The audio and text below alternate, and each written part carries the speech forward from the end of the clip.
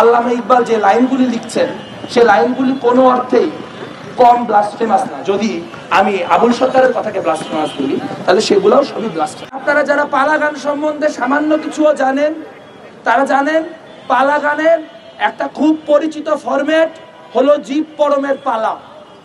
সেই জীব পরমের পালায় এক পক্ষ জীবের হয়ে আল্লাহর প্রতি, সৃষ্টিকর্তার প্রতি তার যে সকল প্রশ্ন, বিভিন্ন রকম ধর্মতাত্ত্বিক জ্ঞানের মধ্যে যে ধরনের ফাঁক ফোকর আমাদের সীমিত মাথায় এসে উপস্থিত হয় সেগুলা আকুতির মতো করে, প্রশ্নের মতো করে তুলে ধরেন।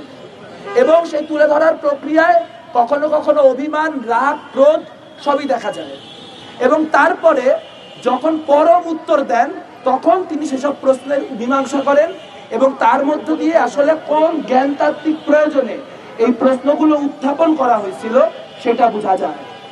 আপনি যদি যে কোনো জীব পরমের পালা জীবের একটা অংশ কেটে সেটা ইউটিউবে দিয়ে দেন তাহলে সকল জীব পরমের পালার জীব অংশটাকে আপনার পক্ষে ব্লাসফেমাস বা ধর্ম অবমাননাকারী হিসেবে প্রমাণ করা সম্ভব। এখন প্রশ্ন হচ্ছে, এই কথা কি সাধারণ মানুষ জানে না? অবশ্যই জানে।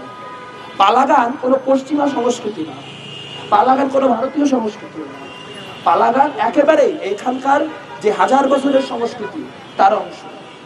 তাহলে প্রশ্ন হচ্ছে, আজকে পালাগানের একটা লাইনকে কোট করে কেটে ফেসবুকে ছড়িয়ে দেওয়ার মধ্য দিয়ে, জনগণকে উস্কানি দেওয়ার মধ্য দিয়ে মত তৈরি করে আবুল সরকারকে কেন গ্রেফতার করা হচ্ছে, কেন তার অনুসারীদেরকে আক্রান্ত করা হচ্ছে?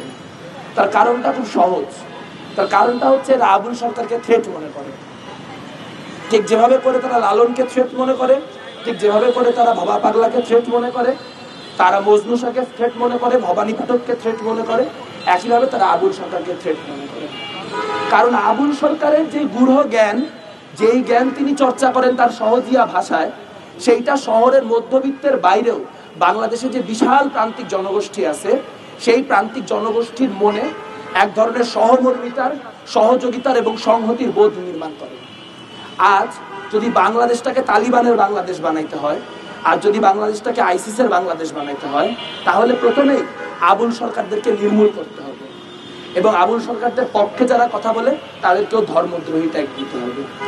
চাইলে এই খেলায় মধ্যবিত্ত চুপ করে বসে থাকতেই পারে, কিন্তু যারা আপনাদের মিডিয়ার মধ্য দিয়ে যেসব মধ্যবিত্ত মানুষ আমাদের কথা শুনছেন, যেসব শহুরে মানুষদের বাউল এবং তাওহীদি জনতার জ্ঞানজামে কিচ্ছু যায় আসে না, তাদের একটু চিন্তা করে দেখা দরকার।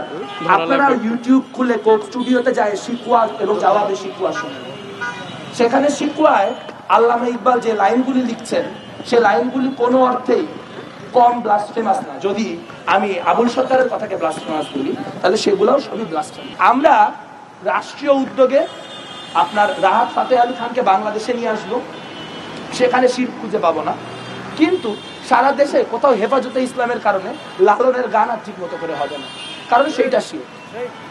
তার মানে আপনি যদি উচ্চবিত্ত হন, আপনি যদি একটু উর্দুটা, হিন্দিটা, ইংলিশটা ভালো করে পড়তে পারেন, বুঝতে পারেন, তাহলে আপনার সংস্কৃতি চর্চার অধিকার আছে। কিন্তু বাউলের কোনো সংস্কৃতি চর্চার অধিকার নাই, বাংলাদেশের গ্রামীণ মানুষের কোনো সংস্কৃতি চর্চার অধিকার নেই। যারা আবুল সরকারকে ধর্মদ্রোহী বলতেছেন তারা আবুল সরকারের যে কোনো একটা পালা গানের আসরে আধা ঘন্টার জন্য যায় দেখে বা ভিডিও খুলে দেখে। ওইখানে যারা জমায়েত হয় সেই মানুষগুলি কারা? সেই মানুষগুলি সমাজের সেই ভক্তিভাব সম্পন্ন সাধারণ হিন্দু মুসলমান মানুষ যারা তাদের আধ্যাত্মিক জ্ঞানের জন্য স্পিনোজা পড়ে দেখতে পারেন না, যারা তাদের আধ্যাত্মিক জ্ঞানের জন্য অন্য ভাষার এই ধরনের শিল্প অ্যাক্সেস করতে পারেন না। আপনি বাংলাদেশের প্রান্তিক যে মানুষ, সেই প্রান্তিক মানুষের সংস্কৃতি চর্চার অধিকার কেড়ে নিচ্ছেন।